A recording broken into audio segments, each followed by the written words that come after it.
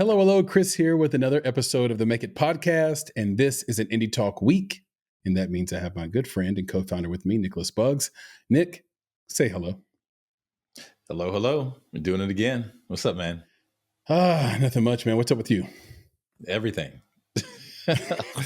Like that's just the name of the game. Is like I'm happy to be here because I like doing this with you, because this is like, after all the hats that we wear, you got the dad hat, the husband hat, the working hat, the landscape hat, the Kendall Roy hat. Mm-hmm. It's like all the hats that you wear. Sometimes it's nice to put this hat on, which is just us doing this thing, talking about the indie film community, waxing poetic, having a good time as friends. Like, I love it, man. I look forward to it.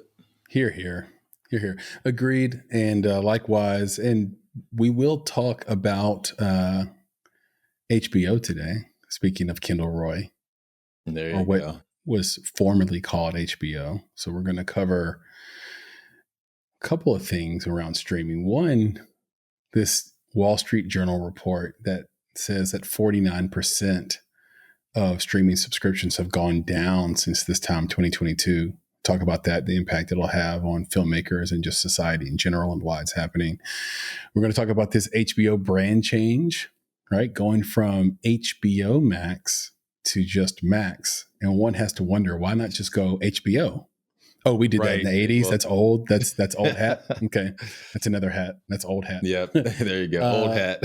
Yeah. And then some advice we got from a conversation we had with an incredible filmmaker and talent manager earlier this week, and some ideas around financing,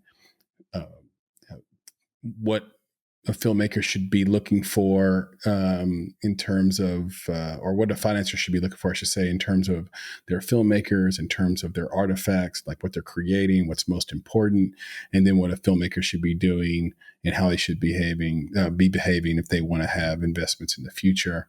And then, of course, we will have a culture check. Culture check. This one's a little sensitive culture check. Yeah, it is. I think because it does hit home if you're a part of any indie film community. This will probably feel like a story well, and you guys will just have to hang on and wait to hear what we're talking about there. But because you might get called out. It is what it is. You could get called out, but that's okay. That's why we do the culture check. Right? Yeah. It's checking in on culture, but it's also checking people. Right? I mean, that's what we do. Yeah, it's not personal. Like the thing is we would say it not to have like a bombastic moment on the podcast where we're stirring things up, but really just to say, what can we all learn from this and how do we get through it, together? One thing I told an indie creative this week was they were thanking me for something. And I was like, all I want to do is see all of us win. Like, you don't have to thank me. I'm literally here just trying to see, is it possible for everyone to win? Because I have this true belief that there's abundance. There's like overflowing abundance. There is enough for everybody. But because we weren't raised with an abundant heart and an abundant mindset, we think we have to kill someone else to get where we're going. We think we have to knock the other hyena off the carcass to get our feed, sort of thing. And it's just, we're human beings. We're special. We don't have to do that stuff. We found a new way. Like, human beings, in the words of Joseph Campbell, are the storytelling animal. And because we can tell stories, because we can imagine things that don't exist and then will them into existence, that makes us a lot different. And I really think that given the right condition, all these creatives can get where they want to go together. Yeah. And the world's already an insatiable place. It's a place that never tires of new content. Right. But I was going to say, those are basic principles I think that we've had, for a long time. I think it's not just as a company, not as podcast hosts, but as people, right? It's like, how can we create not a win-win, because you and I both know that there's never only two people in the equation, right? It's a Yeah. win-win-win-win, right? The idea is that everybody in the conversation comes out on top, right? Like you said, we don't need to cannibalize each other to get to where we want to go. So yeah, I think that's great. All right, let's get into some Let's streaming talk some talk, streaming. man. Subscription talk. I think it's Well, beyond streaming, but we talk about film here, so that's the focus that we have. But let's talk about so I'll start by saying I am an abuser of streaming services. it. Okay, I'm an let's abuser. let's talk about that. Contextualize that for us. And I'm an abuser of all content services, and I need to cut it out. And I think we are going to dig into it and really look at it, just like this Wall Street Journal report has suggested other people are doing. Because unlike most people that have a lot of streaming services, we haven't cut off our cable. So I've got Xfinity, Got it. cable, internet, and phone, and security. So I've got a pretty significant Comcast bill or Xfinity bill every month. And then we have all these subscriptions that tend to pile up. And here's how it happens. You sign up with a trial, or for me, people that I have 6 people on my account, like my phone account, yep. And they have the ability to subscribe to things for 7 days and they forget. Yep. And then they watch a show and they're like, well, let me just watch it till this show is over. And sometimes it can slip through the cracks. And so I've used Apple TV. Roku's fine too, so I'm not picking sides here, but I just happen to use Apple TV. It works great with my phone. Yep. But I mean, just off the top of my head, Hulu, Disney Plus, HBO, Showtime, let's see Paramount here. Plus. Paramount Plus I canceled, but then it came for free with my cell phone plan, so I added it back. But that reminds me, Apple TV Plus, which I'm not sure I've been charged for yet, but it's coming, and I have it. Peacock is there. I just recently transitioned to the paid one. I was on the free one, and now I'm on the paid one. We have YouTube TV. No, I don't do that. Yeah, we do that one, YouTube TV. Yeah. And then what about HBO Max? Yeah, I have HBO Max. Yeah, you got that one. Disney Plus, Fubo TV, Netflix. How are we leaving out Netflix? I have Netflix. Yeah, we got to do Netflix last. That's good. I like the fact that you didn't put that one first. That one might be top of mind for everybody because you know why? Because I don't watch it as much as I used to. There you go. And I'm with you on that. That's the honest truth. No, and it's no problem with Netflix. I'm the same. I marvel at their algorithms. They're brilliant. Mm-hmm. They have a new show called Beef. Yeah, I saw that. And when it was on Sally's profile, the cover art was 2 women. And when I switched to my profile, it was 2 men. Yeah. I was like, these guys are so good. They're so good. They're so tasty. They're so delicious in how they do things. So it's, So anyway. Okay, so Netflix has gone, and I know I'm leaving some off. Mubi, right. I have Mubi. Mubi, yeah, there you go. But so it hasn't gone to the bottom, but Netflix is somewhere in there. So let's talk about the services that you have. So you're an abuser. Okay. Now, does an abuser mean that you just have all of them and you only use the top 3, or you're an abuser and you're like, nah, man, I'm using every last service that comes available, and if it comes out, I'm getting it. Like where are you? Because I know that I'm not using all of the services that I have for me. Yeah. But you did mention these other people, right? I have these other people in my house as well, and that's where the services come from. I could do without Peacock. I seriously could. I don't need that. My daughter wants that. You know what I'm saying? Like she asked me for that, so I was like, okay, we got Peacock. I could do without. I don't know if I could do without Disney Plus. I do watch that with my son, but that's really for him, right? Netflix right now, the only person who watches Netflix is my other daughter, right? So it's like each of them has their preference on a streaming service, so I got to get all of them. So that's where I get stuck in those things. It's just everybody watches something different. I have a different perspective. I have a little bit of that as well. You know, my kids are for the most part grown. Um, so I have less of that. They just kind of borrow usernames and passwords Right. to my chagrin. And Yep. you know, before anybody judges me, I am not condoning this. You have to realize when you have a house full of women, you're not in control.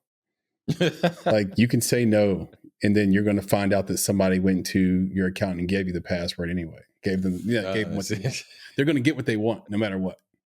Women get what they want no matter what. And you have to be like covered in iron wool as a man if you stop them, and then they don't want to be around you. So you got to figure out which hill you want to die on. I I'm not see. dying on the damn streaming hill. So Screaming Hill, right? Yeah. yeah. So, but here's the deal. I actually come at a perspective like I feel like it's my job. Like I need to be able to understand what's happening in content media, and I need to have my finger, you know, sort of on the pulse of what's good to keep my taste polished. But what's frustrating is before streaming, that could be accomplished in one cable subscription. And we've talked about this Yep. before. Innovation is just unbundling. And then once everything's unbundled, then innovation is rebundling it. And I think we're in Bundling the it again. process of rebundling right now, especially as subscriptions drop.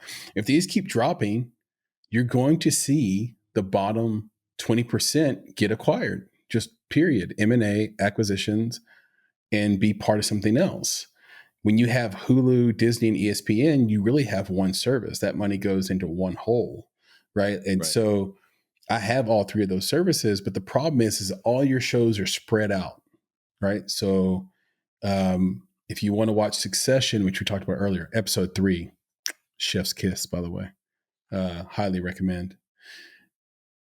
That's on HBO Max. Now, I do watch more than that on HBO Max, but that's Right. a show But that that's fair. everybody watches that they might get a subscription just to watch that show, Right. right? Yep.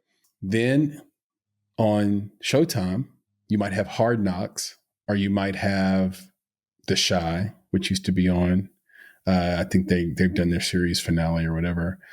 Now, I dropped Showtime recently because there wasn't anything on there I was watching, but I could get it back. But when Ray Donovan was on, it was Right. the only I literally paid $11 a month to watch Ray Donovan. That's how good I thought it was. Well, Okay. that's the thing is that, you know, think about it though. $11 a month to watch something that you truly enjoy Mm.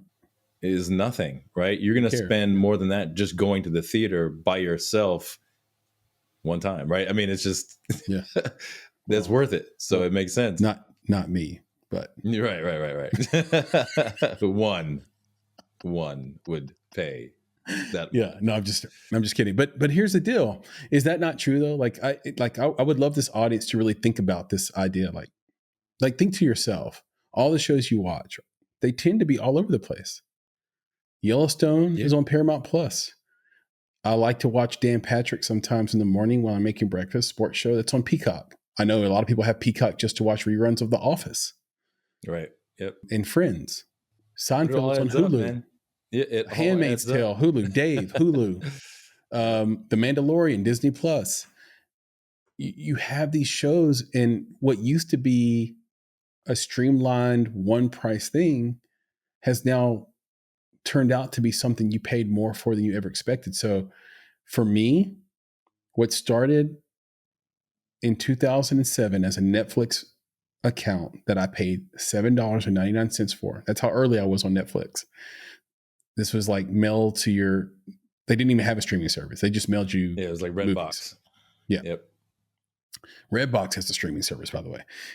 And so my streaming journey started at $7.99 a month. And I think that if you add up all the content that I get, including Xfinity, you know, I don't know how I can be fair about this because I do need to like chop off the internet and like deduct the phone and security. Yeah. But let's just add those things. Let's just keep those things in to make the math simple. I think I probably pay $500 a month for entertainment. Yeah. For all the 500. things. And that's okay, so we were talking about subscriptions, and Yeah. streaming is just a part of the subscriptions, Yeah. right? So if you think about $500 a month just for streaming, and we've got people paying for all sorts of subscriptions. I mean, it's just, and many of them they've forgotten about. Yep. That's the whole thing. I used to actually be the general manager of a gym, right? Fitness center, right? That's one of the We can things. Like see you that. get a We see that. person, We see the yeah, you get, pictorials. hey, we do We what we see that. can We do. see the We can traps. do it. We But see the like, traps. that's the thing. You get people to sign up, right? It's like, but they're signed up, whether they come or not. That's not, you don't really care anymore, Yeah. right? Once Because they're signed up, they're just going to keep paying. They're just going to keep paying. It's just there. Mm. And there is this idea with streaming and many subscriptions is that there is a FOMO element, right? Mm. Or there's the idea that even if it's not a fear of missing out, it could also be that bandwagon effect where it's like, well, I don't want to get rid of HBO Max because one, there might be something on it that I need to watch. But two, when I'm in conversations with people and they're like, yeah, I got HBO Max. Well, you want to be like, yeah, I got HBO Max too, right? So you keep That's these right. subscriptions. And I think now it's become such a challenge and such an issue with people that there's services out there. What is it, like Truebill and Trim and Mint, that are designed just to monitor your subscriptions and say, hey, reminder, you're paying for all of this stuff, right? And it gives you quick and easy ways to just cancel those subscriptions. So I think people are now, like you said, I mean, the Wall Street Journal article is saying that people are canceling a lot. And I think that part of that is because these apps are helping people to control and manage all of those subscriptions. So we'll see. I think it's gonna keep going down, I as think in mint the trim sounds like a participation. great springtime cocktail. There you go. Mint Would trim. you How Would you about like a trim mint mint? trim? Would you like a mint Like a trim? trim mint? I'll make one for you right now. Would you like that Nice. on the There you go. rocks? Well, you should come up with that. You should do that. That'd be I'll make fun. one. Yeah, yeah. I would enjoy. I'm a mixologist. I've gotten You into like that mixology over the last decade. mixology? I can put that together. Yeah, and then I'll share the recipe in our newsletter. How about that? Boom. The trim mint. Bill's True Bill's mint trim. Trim mint. Mint trim. There you Mint go. trim. It doesn't work the other way around. All right. Now we've been talking about streaming. Come on. Let me say this too, because I want to be fair to the subject a little bit here before we jump on it and jump off of it. I also left out FX, which has Fleischman's Got a Problem, which is an amazing show. Everybody should watch it. Anyway, the other thing that we just have to acknowledge is that streaming came up between 2010 and 2020. What was happening between 2010 and 2020? We had runaway stocks. We had zero interest rate.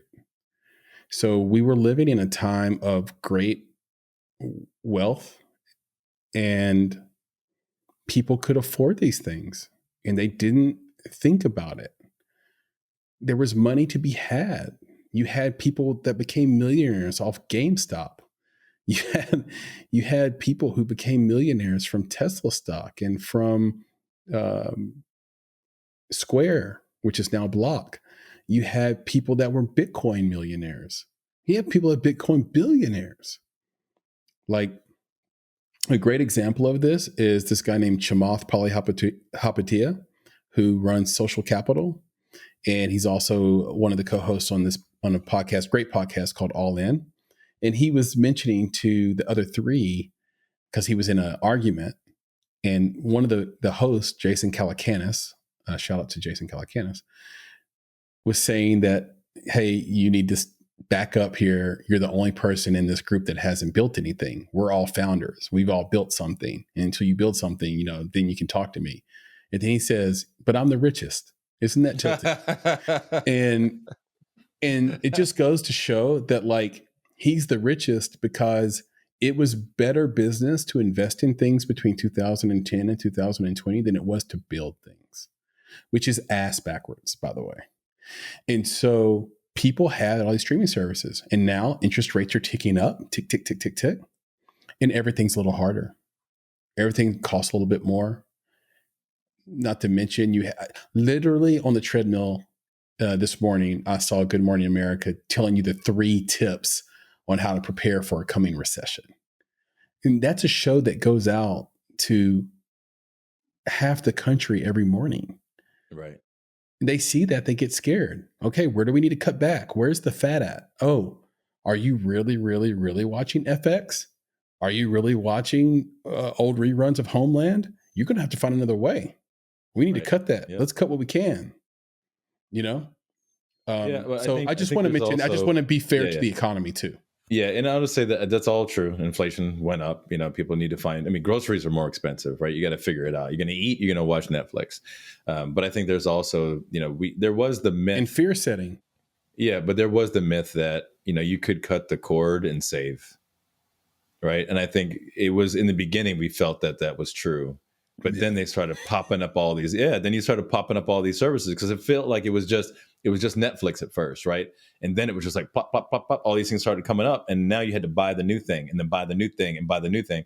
And by the time you bought your 10th one, you're back exactly where you were before, with a 200, 300, 400, as you said, almost $500 bill for all these things that people didn't expect. So I think that now that they see all that stuff add up, they're like, yeah, what am I doing? Right? I can't be paying these $10 for these eggs and spending all this money on all these streaming services. It just doesn't make any I sense. think this is the most we've mentioned eggs in any one episode. Coming off the back of Easter. Hey, It could be something to it. Could be coincidence? something I to don't it. know. Yeah. Maybe. But anyway, streaming services. The Yeah. next thing we wanted to talk about was HBO Max, right? Yeah. Speaking Which, of, yeah, segue, yeah, man. by May, I think they're already calling it Max, but by May 23rd, it's going to officially switch over to Max.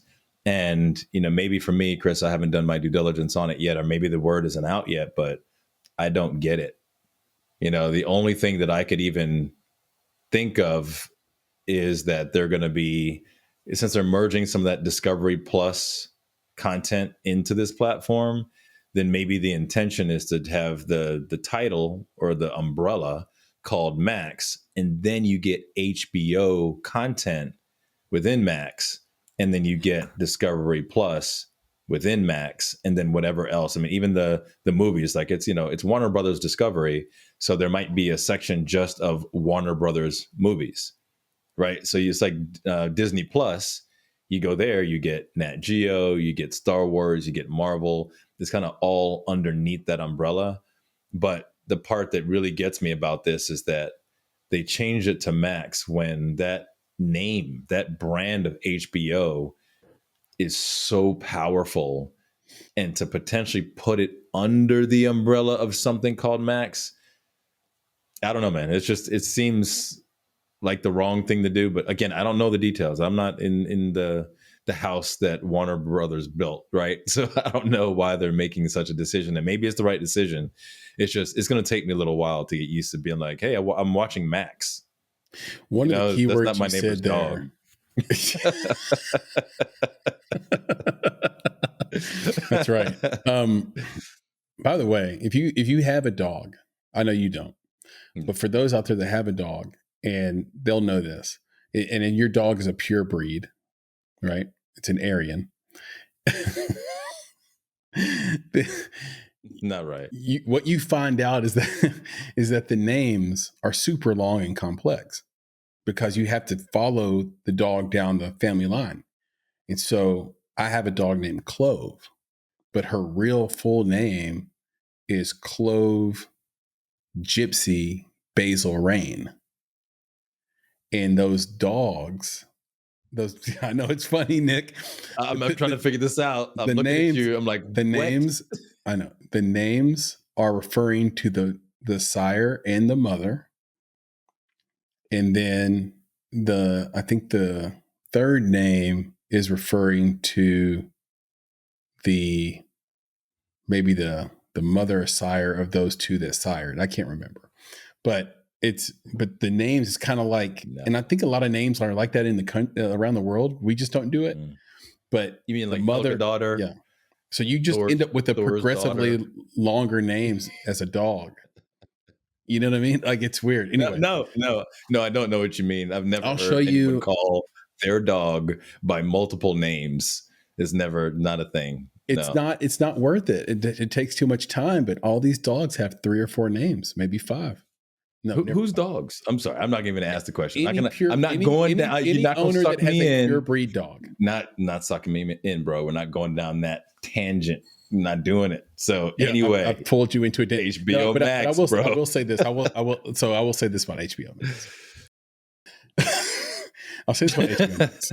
So I'm old enough to remember when, because the key word you said in the beginning was, now they want us to call it Max. Now they want us. We don't have to call it Max.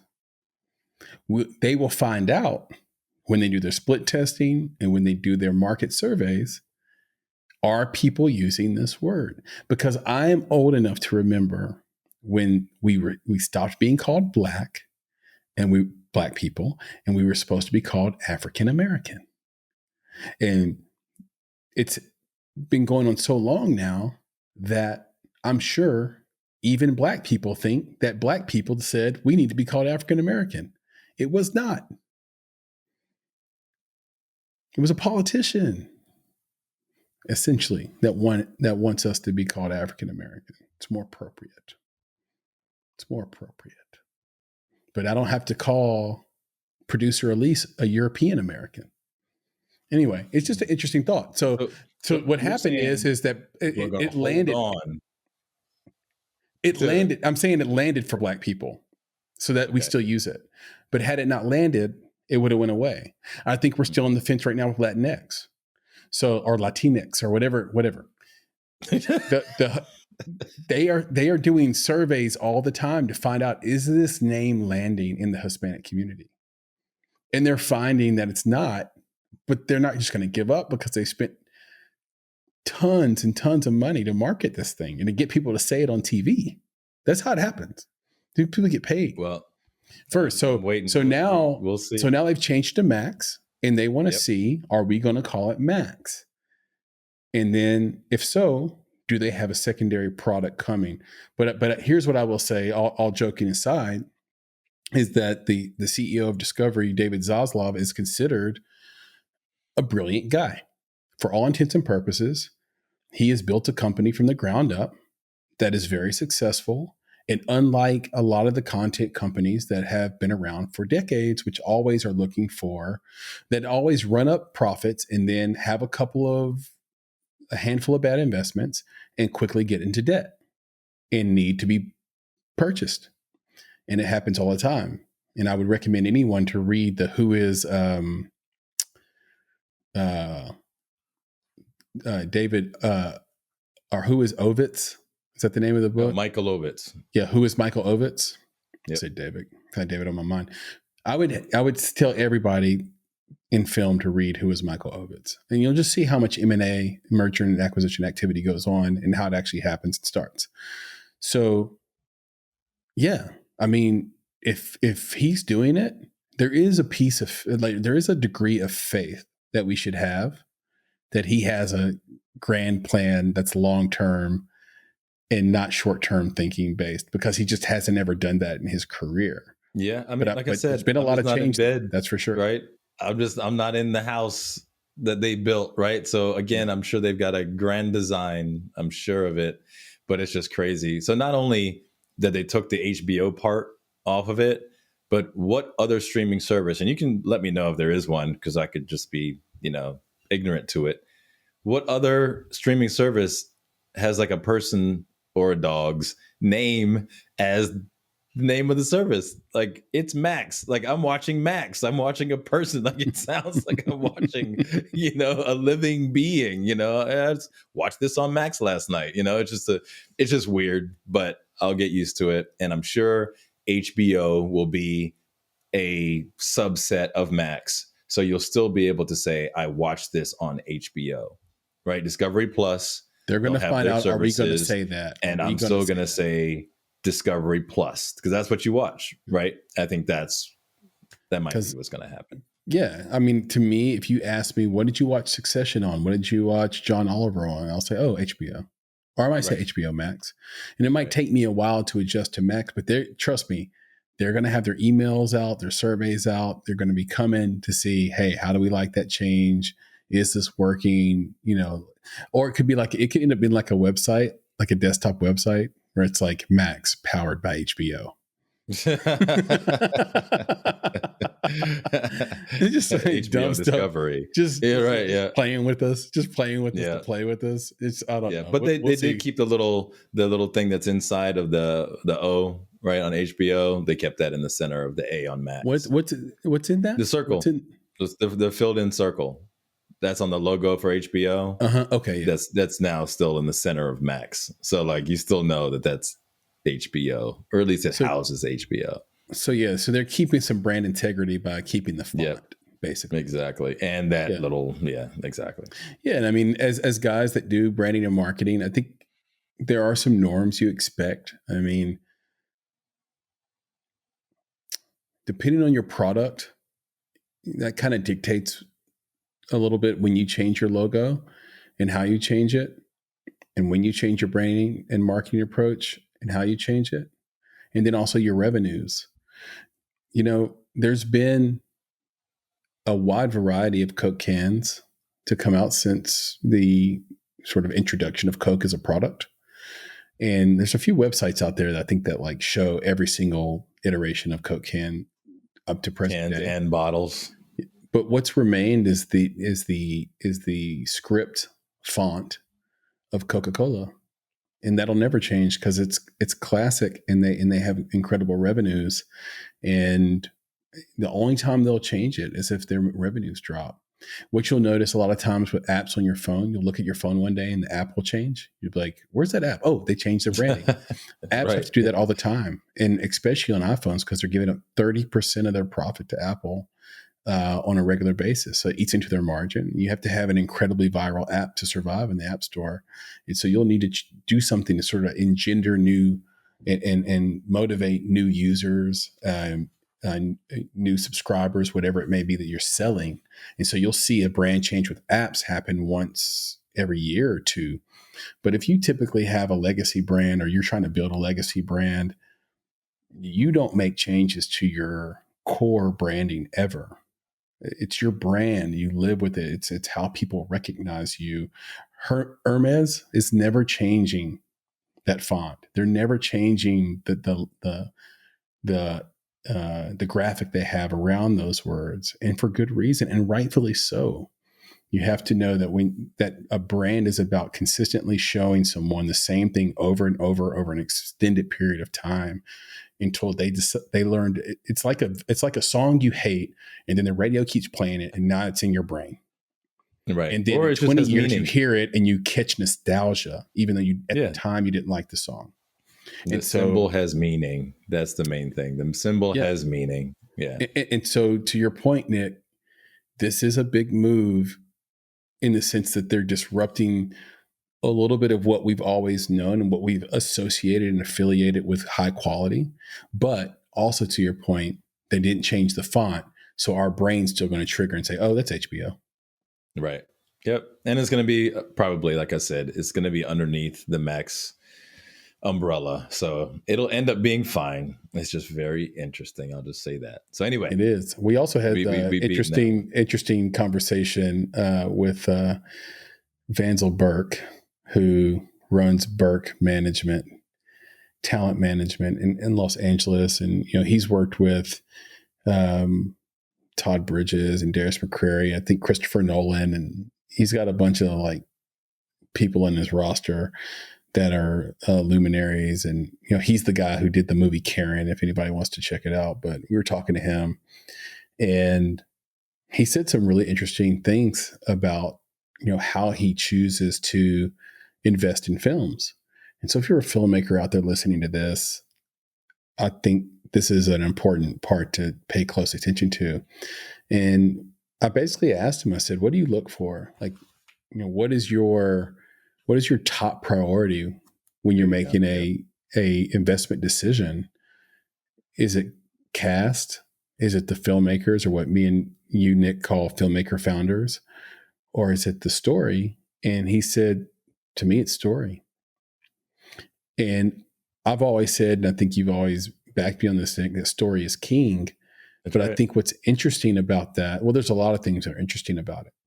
But I think what's interesting about it to me is that we also did the film investment series, which was this mashup of 52 different conversations I had with Jason McConnell, the writer, and we put them all together and had one episode. And in that series, which I think is really valuable to listen to, I think you guys can find it in our library and on our YouTube page. I think our YouTube page has it sort of like front and center where you can just easily find it and play it. It's a film investment series.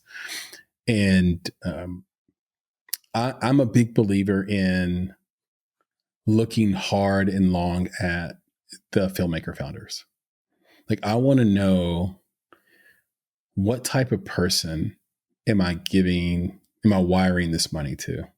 Are they the type of filmmakers who just want to make a movie and find some, frankly, fool to pay them to make it? Are they the kind of filmmaker that won't take a fee until their investors are paid back? Are they the type of filmmaker who is delusional? We've worked with filmmakers who,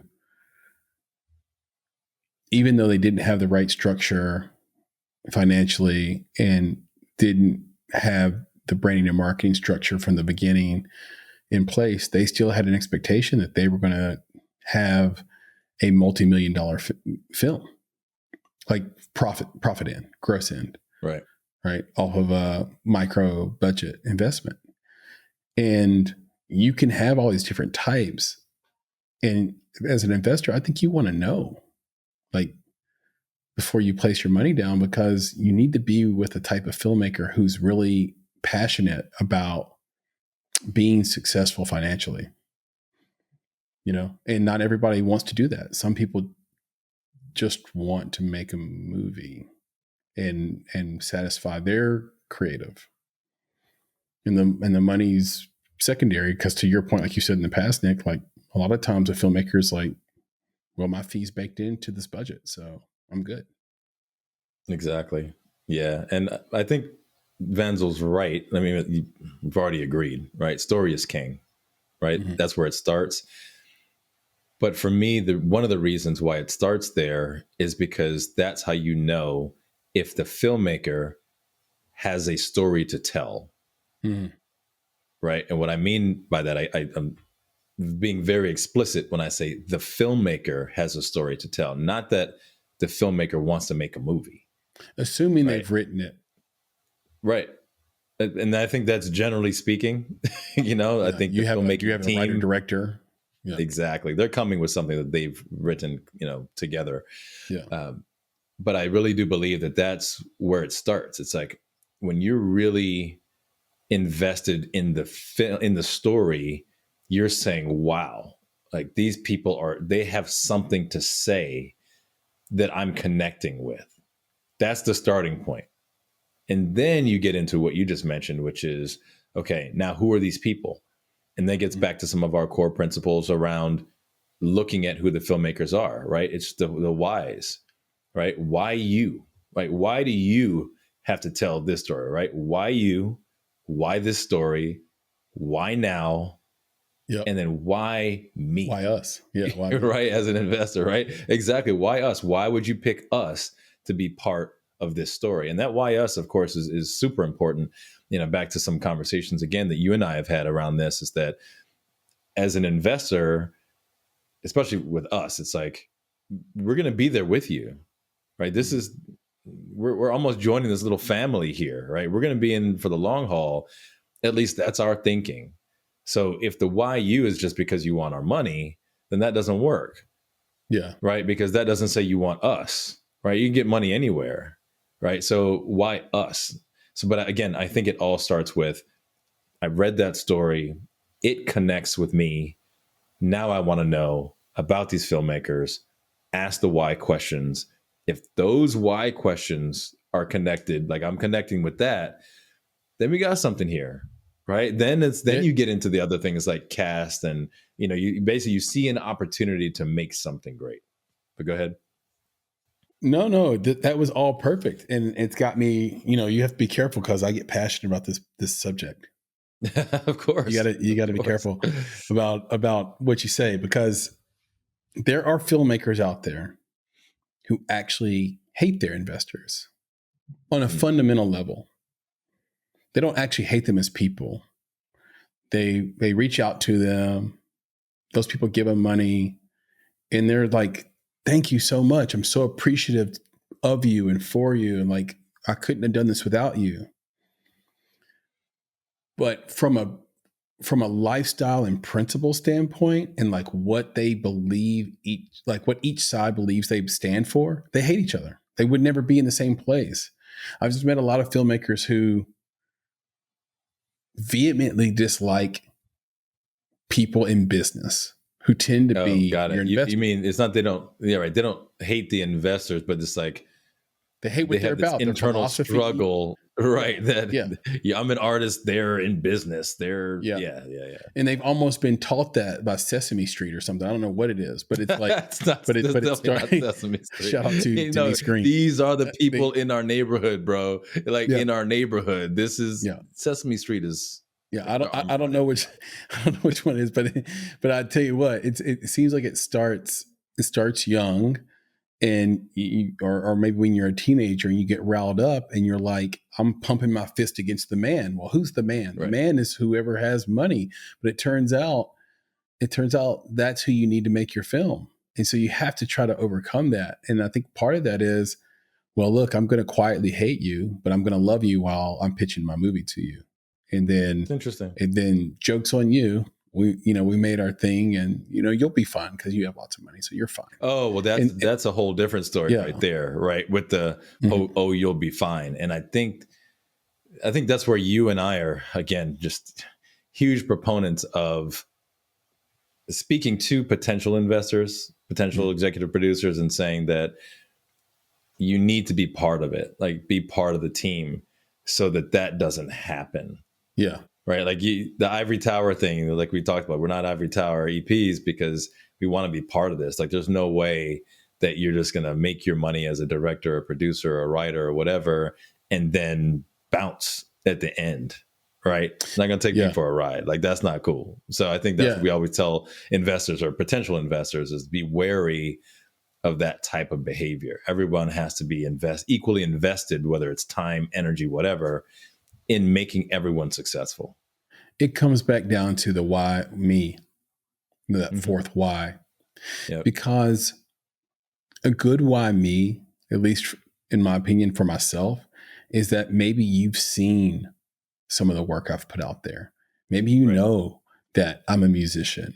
Maybe you know that I've been a storyteller my entire life. Maybe you've seen some of the creative I've put out in the world and you enjoy that and you think, the story you're telling will touch me in some way, or something about my life that fits, and that you will invite me in to that creative process Right. versus saying, instead of placing my entire value to you as a number I can put on a piece of paper, as a check to you, or as a Yep. wire to you, like that's a low feeling. Actually, I'll just say it, like it's a very low feeling to find out, like, okay, I have to say no to this. So grateful you came to me and thought of me, but this story isn't there, for example. And Right. then then you might never hear from them again. And they're done with you. And then you find out, oh, my value to you is just the number I could put down on this check, or like the money I could wire to you. Like, you actually don't think I have a creative bone in my body. Like, you think I'm in film because I want to see movie stars. Right. And it's just so discouraging. And by the way, you mentioned cast. I think also what's interesting and funny is that for lay people who are just getting into film, I feel like they're always taught right away that cast is the most important thing. And that if you want to make a lot of money, you got to have a great cast. Like, that's the main thing that a filmmaker seems to focus on. And what Vanzel's saying is, look, no, it's story. And I will tell you that like 2% of stories are great. And the majority sits in the middle. Like Yeah, there's I like agree. there's polls. There's like 10% are so bad that we don't Like, I don't know why you decided to do this. Like, who's gassing you? You're like the William Hung of Right. screenwriters. Or they're just getting started in their career and they need to learn some things, But right? even They're for just just not getting there yet. started, like, Right. how are you? Like, You're this right. is Yeah. really Yeah. bad, right? You're right. And then there's the really, really great, like, and we talked about this last week. Like, when you know something, or the last Indie Talk, when you know something is great, you don't have to ask anybody. They find you. Like, nobody walks past a gold brick on the ground. They just Right. don't. Like, if you see a gold brick on the ground, you look around. You're trying to figure out, if I go down and grab this, is a landmine going to explode? Right. Because I just can't make sense of this gold bar that no one's found But you know it's or value claimed. when you see it. But you know it's value. You know it's And value. so Right. when you have a project that's hot and it's fire, everybody's going to be rushing after you and wanting to invest in it, wanting to be a part of it, wanting to do what they do best to help you get where you're going. Right. And I've never seen an example of a super talented person or project that wasn't like that. Like, it gets buzz fast and you realize it has a lot of value quick. So if you're a filmmaker and you find yourself struggling to get financing, that's not a coincidence. Go back to your premises, like, go back to your basis and say, do I have a great story? Yeah. I might not have a great story because I'm not getting anyone's interest. If you're a songwriter and your friends won't play your song, your mama won't play your song, go back to your premises and say, did I make a sonically good song? And it can go with any type of art, painting, everything. And I think that's just such a valuable, lesson to learn, and just goes to show why story is king. Even though cast is important and the filmmaker founders are important, I think when you have a great story, you'll end up with a great cast and you'll end up with a great filmmaker. If you're separate from the filmmaker, if you're a writer and not the filmmaker. So Yeah. So And I'll add one more thing to that equation, which is, and again, this is one of those kind of founding principles for us as well that comes along with that principle of no mercenaries, is that we, and I think many investors who are successful and producers who are successful, are really into long-term games with long-term players. yep. Right. So that's another part of the equation. Like you mentioned songwriting, but even, just in filmmaking itself, I want to know that there's something else, right? There's another film, like that this is what you want to be. This is what you want to do. And you've got more in the pipeline. Because like you said, filmmaker founders, you don't just do the one thing and walk away, right? This is something you're going to do forever. That's the idea. I'm investing in you, not just in this one film.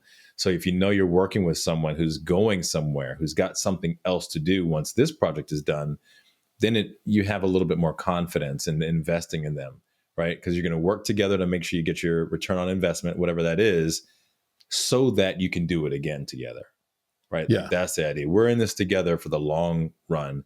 So if you have a filmmaker that comes to you that seems like they're so invested in that one project, that's why it gets difficult when someone says, to us at least, I've been working on this for the past 10 years.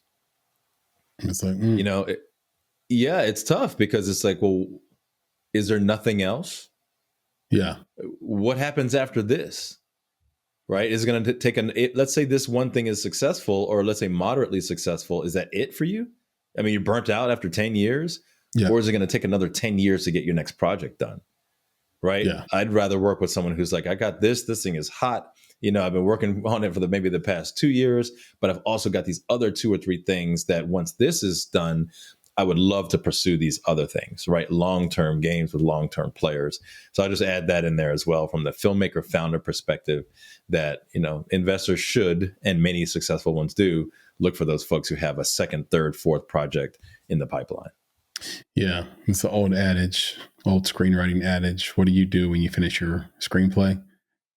Write another one. Write another one. Write another one. And just keep going. That's the idea. Yep. Can you bless us with the sound for culture check, since we don't have this, as like a button I can press yet, and just have I just want to press a button and have culture check come out of your mouth.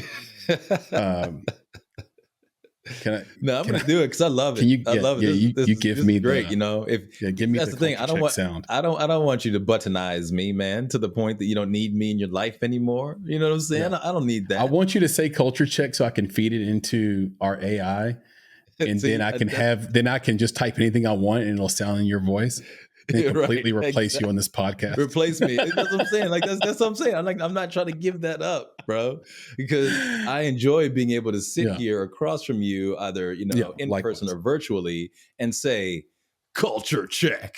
You know what I'm saying? That's what we're about to do. We're about to go into the culture check, which is a great opportunity for us. And I thought that you had a great one for this week.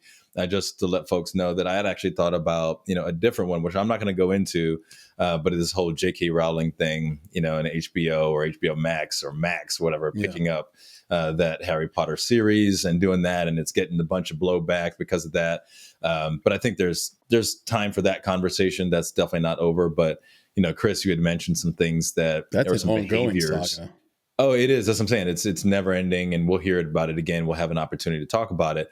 But you had mentioned something to me that I thought was really interesting, that really hits home with our community directly, right? So that's studio stuff, that's HBO, that's J.K. Rowling, that's multi-million dollar stuff. I want to talk to our audience about some things that we see, some things that we're feeling, some sentiment that we're getting in the indie community. So I'll pitch it back to you, just to, you can tell us what you were feeling or what you kind of sensed was going on. Yeah, it's a little bit of an unspoken rule, even if, well, and rule might be the wrong word, but it's an unspoken sort of nuanced understanding that we have when you're part of an indie film community, that if someone is making a movie in town and they ask you to be a part of it, to ask you to act in it, ask you to produce, ask you to invest, whatever it is, that you're not really supposed to give a lot of pushback to it. Like, go do your thing, go get a SAG job if you need to get a SAG job, go do your IATSE job if you want to do, like, there are other opportunities, but we're making a hometown movie and we need you to pitch in Yep. and not question the script, not question the financial structure of the deal, not question the locations and how it's all being put together, not question, is the film bonded, is it safe, not question, is it going to make money, just come and help out, we're all in this together. And there's a piece of that I genuinely understand, and even I have said on panels, festivals, here on this podcast, there is a time to even work for free. Now, I'm not talking about working for Right. free here, but there's even a time to work for free to get your name out there and start working with a crew, so you don't end up being someone's mercenary or whatever. But I think also, when it gets to a place where you don't feel secure in your place in the community, if you say no, it goes too far. And if I'm an actor, I should be able to look at a character and say, grateful for the opportunity, thank you, but I just don't think this is right for me, without having to have the fear in the back of your head that, oh, this is a small community and, I'm going to get sort of cast off and out of these friend groups or out of this circle because I'm viewed as somebody who's actually trying to have a great career, that actually is trying Right. to curate their career and the work they do, versus just saying yes to everything that comes to you, like a lot of uh, indie creators, indie actors, indie filmmakers do, where like it's always a yes, um, because because it's a project that's happening in town with people that are your friends that you've had beers with. So it's just, you don't want to be kicked off the island, but you also want to be cognizant of the jobs you're taking. It's a really tough spot to be in, frankly. It is. It is. And I think, like you mentioned, it's a spot that you shouldn't have to be in, right? No filmmaker should be putting you in that position. People shouldn't be talking behind your back. right? If you didn't select that, to take Yeah. that part or whatever the case is, be a part of their project. That's messed up. And I think that, as I mentioned before, culture check is an opportunity for us to check in on culture, but it's also an opportunity for us to check people, right, on their Yeah. behaviors, right? That's checking our community and saying, hey, are you acting like this? Like, are you one of these people that's actually hurting your own community by talking about people? Just because they didn't pick you, right, doesn't mean they don't like you, or doesn't mean that they're, not indie enough, or whatever the case is.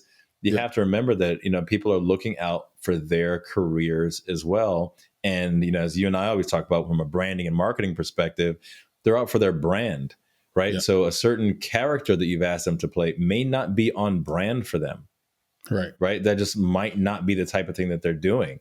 So you got to be respectful of that, and don't dog people for not being a part of your project. You should be celebrating the fact that they know who they are and what they want, and maybe another time the part that you have for them will work out, Yeah. right? Like, it's all good. It's just like you said, it's a small community. If people keep making stuff, at some point your paths will cross again. It's okay. And it comes back to what I said at the beginning. Like, there's abundance, and we can all do something and make it, with what's currently out there. And the reason I bring that up is because there's this insidious little tone and this insidious little purpose behind, a reason behind all this, which is, if I if if I can get you to do the indie walk with me, and then the films do well, then I will be the one that's higher up on the rung in the ladder and moving forward faster. And so there's a weird hierarchy and power structure at play, where it's like certain investors get pushed out of certain projects. Interesting. Certain actors or producers get sort of shamed into being part of a project they don't think is very good. But at the end of the day, the people who made the filmmaker, the writer, ends up getting to say, hey, I made this movie in town. I'm the one driving, indie film in this community. And they end up a rung more powerful. And you get the sense that's part of it too. And there's this sort of warrior mentality, which look, you need that to succeed if you have a big dream. I get it. But the downside of that mentality is like, you're either with me or against me. You're either Yeah, and riding that with me doesn't that doesn't work. or you're not. Yeah, and that doesn't work in the indie community. Yeah, because again, like you mentioned, it's a small community, right? So as soon as there's that sentiment, right? So if I'm an actor and I feel like that's how you feel about me, I've got my little side of the community. You've got your little side, and now we're fragmented. We're broken. Right? We're Yeah. too small. I'm gonna go talk to all my people about how you treated me, or at least my perception of you.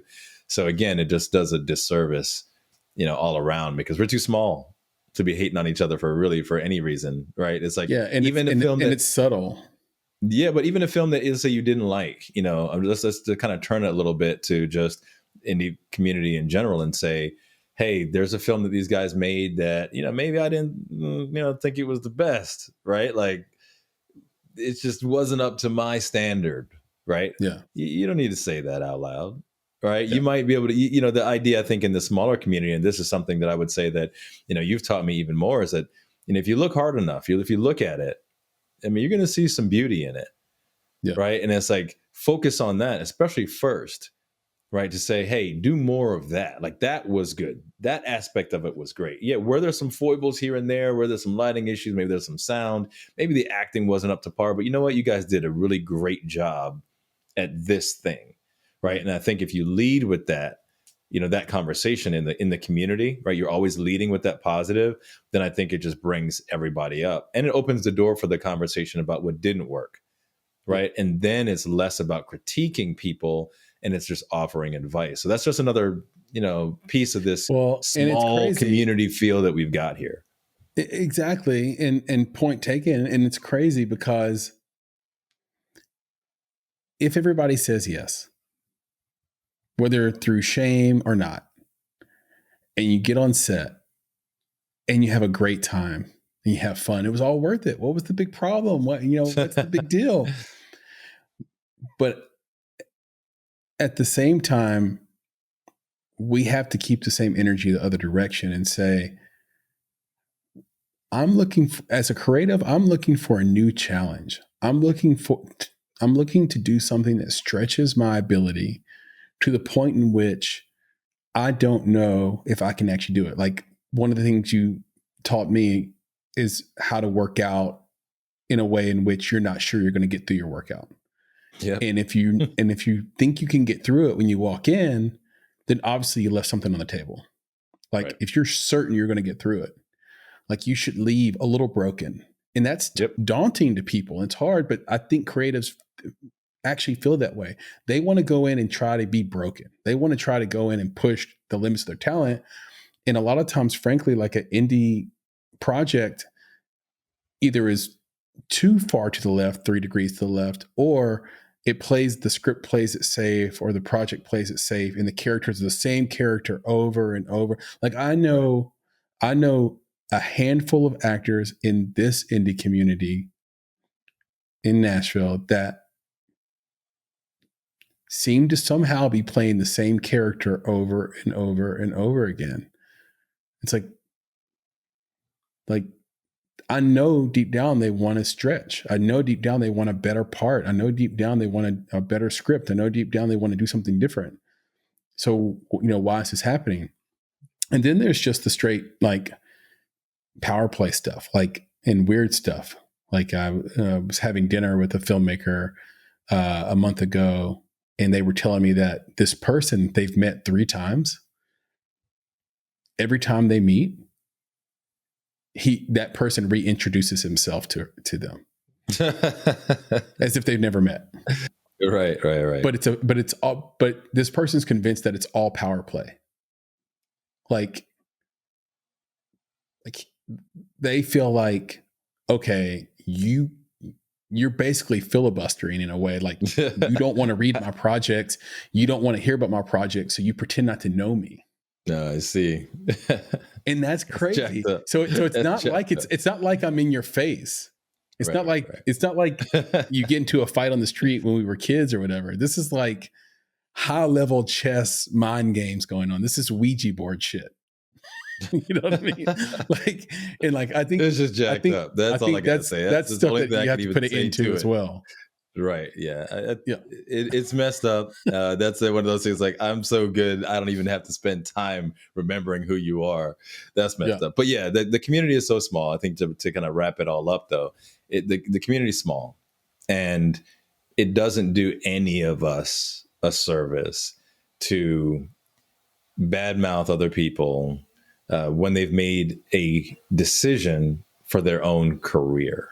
Right. That's what it comes back to. The person needs to make a decision.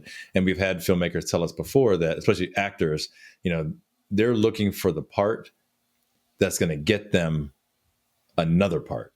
Right. I'm looking for the role that's going to get me another role. Right. So they're looking at growth, just like you mentioned. So if the part that you're asking them to play, you're asking them because you know that they can play it, that might not be what they want. They don't want safe, right? They want the thing that is going to take them to the next level. So don't take offense, just understand that they're doing what's best for them. Yeah, man. Spot on. And before we get out of here, I want to just like thank a few people. I want to thank all the folks in the newsletter that have written me so many nice email and feedback on the sort of editorial, I guess, I put in the front of the newsletter. I typically don't do that. We don't do that in a newsletter, especially in the intro where we try to keep it pretty short. This was actually very long, but this Covenant shooting and the the debate around what we should do next obviously hit close to home for me. And I really hadn't heard anyone giving any solutions that started organically and permissionlessly, I should say. So all the solutions I'm hearing on TV, news, and in between people has to do with making one group do something or making another group do something. And so there are these opposing forces pushing against each other hard, and I'm not sure what you get from that except for gridlock, right? And I think in that process, we forget in the process of fighting another side, we forget that we have a third option. And you don't need to look any further than like probably your grandma, your grandma, your grandpa, by the way, if you have one out there, they figured it out. What did they figure out? They figured out that they don't have to worry about high prices for vegetables. They'll just grow it. They forget, they haven't forgotten the basics, the sovereignty, the foundational indigenous stuff, the stuff like I can put my hands in the soil and grow my food. I still have that ability. They haven't taken that right away from me. So you cannot trap me with high prices at the grocery store, for example. And I think the same thing is true with what I was talking about in this last newsletter, which you guys can subscribe to at bonsai.film/subscribe, is like, look, there are things we can do as long as we're willing to do what it says on Nick's shirt right now. Unity. And if we can unify and put the unity back in community, yes, again, I know it sounds corny, but if we can do that, then we don't need the permission of the government or some policy or some law to make the world a better place for us. We can make it a better place. So I was really nervous, really scared to say that and to put that out there like that, especially on a platform that I'm not the only person that works on this thing, So I'm by proxy putting everybody else out there, and the feedback has been tremendous. And some of the words you guys said to me was exactly what I needed to hear, just for feeling good in a stressful day, and just for my self-esteem. So kudos, I appreciate it. And thank you, and keep reading. We'll keep putting out incredible content and getting better and better and better. And speaking of incredible content and getting better and better and better, you can follow that journey of ours at bonsai.film. So www.bonsai.film. You can also find us on social media. We're pretty much on every social media network that matters. You can find us on Instagram and Twitter at _bonsai creative.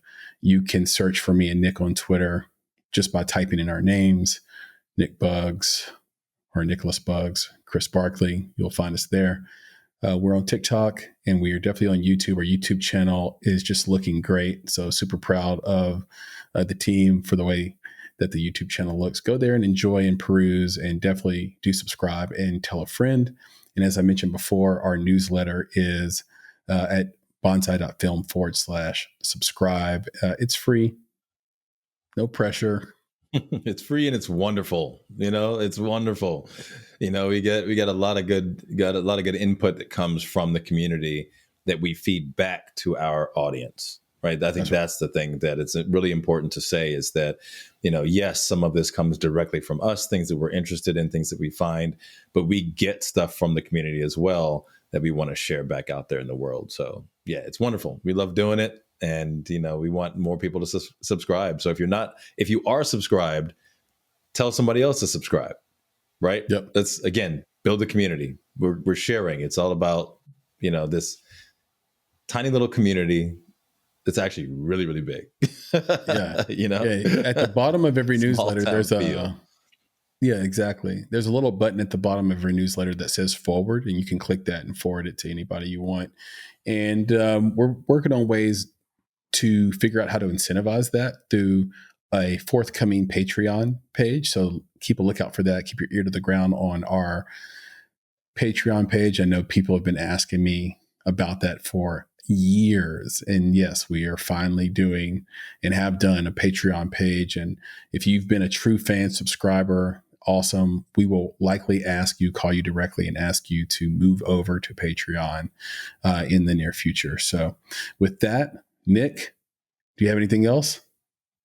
Well, I got the one thing before I do the other thing, because Okay. I got to do the other thing before we close this thing out. Of This thing, course. a lot of times, it's like you said abundance so many times. I was like, Mhm. abundance. Weird. Just starts to sound weird. But Bun yeah, I did want to dance. mention, yeah, exactly. Abundance. Right? Yeah. A bun dance. But I wanted to say that we still, support women in film and television. And if you have the opportunity to go, to bonsai.film, especially if you're going to the Make It podcast page, at the bottom of that page, we do have the link that you can donate to the Women in Film and Television 501c3 organization. So any donations that you provide to them, full tax deduction, and you continue to support independent film makers, creatives, not just even in the state of Tennessee, but across the country who might be participating in any of the women in film and television programs. They're a great organization, and like I said, we still support them very much. So please go out there and donate to them.